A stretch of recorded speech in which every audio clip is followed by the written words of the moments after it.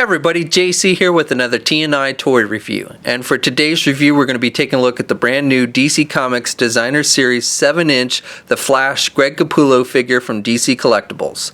Now this figure comes packaged in the same style packaging we see with all the Designer Series figures. You've got the window box with the figure clearly displayed. You have white and red highlights with this one and the name of the character, and it tells us this is figure number 16 off to the side. On the side of the packaging, we have some artwork from Greg Capullo of Flash, and then on the back of the packaging we have a look at all four figures in this wave, and then down below it tells us the figures were sculpted by Jonathan Matthews. Alright, let's get this open and take a look at what's inside. Okay, so here's a look at the figure outside the packaging. Now, we don't get any accessories with this figure. So starting with the face sculpt, I think they overdid the smile a little bit too much. I think the smile looks too big, and they also use that brown paint like we've seen on the lips of a lot of the figures in this line, which I don't like. But otherwise, I think the face sculpt is pretty good. I like the wings and how they're sculpted on the side, and these are done with just a hard plastic, so do be careful. You could snap them off pretty easily. The line work, this yellow line work that you see throughout the figure is all sculpted on the figure. It's not just painted, and the line work is painted nice and solid. There's not really any sloppiness on this line work, so I think that comes off looking good. You've got just this bright red for the rest of the costume. Not a lot of paint detail, no wash effect or anything. And then you've got the white on the chest and the yellow lightning bolt. And again, this is sculpted, not just painted. And you've got a darker color outlining the lightning bolt, so it stands out nice. And then for the boots, you again have some line work sculpted on there with a dark brown color.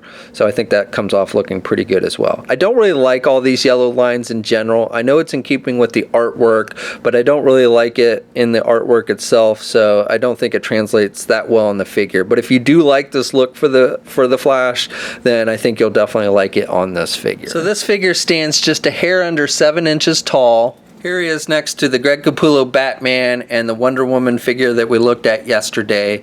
And Wonder Woman is the tallest of the bunch, and it looks like Batman is the shortest of the bunch. And finally, here's a comparison with that DC Comics Multiverse 6-inch scale Justice Buster Collect and Connect figure from Mattel. So articulation is decent on this figure, a lot better than the Wonder Woman figure we looked at yesterday. The head you can turn left and you can turn right, and he's got some up and down movement with the head, not a whole lot, but some. You can get the arm out pretty good, standard ball hinge joint there at the shoulder, and he's got good rotation. He does have a bicep swivel, only has a single hinged elbow, so he can bend his elbow about that much, and has swivels on the wrist, but no hinges on the hands. He does have an ab crunch, so he can crunch down about that much, and then he can look back pretty well there at the ab crunch, so he's got good back movement there. He has a waist swivel, legs attached with ball joints, but he really can't do the splits very much. That's about as far out as you can get the legs.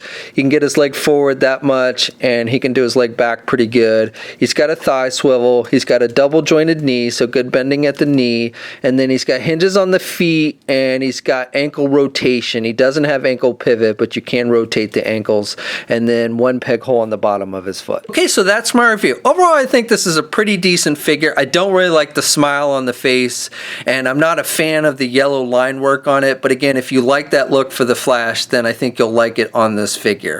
And I know that's how it looks in the comic book, so I don't really fault the figure for that. I just personally don't really like all those yellow lines on the costume. But this figure overall, I would say, is a good one, and if you're a fan of the Greg Capullo design of Flash, I think you'll want to add this to your collection. This figure, along with the rest of the wave, is hitting comic and specialty shops now. We'll have a full image gallery up at toynewseye.com. There'll be a link in the video description below. As always, leave a comment. Let us know what you think. Also, if you haven't already, please follow me on my Facebook, Twitter, and Instagram accounts. I'll have links to those in the video description below. And until next time, I'll catch you later.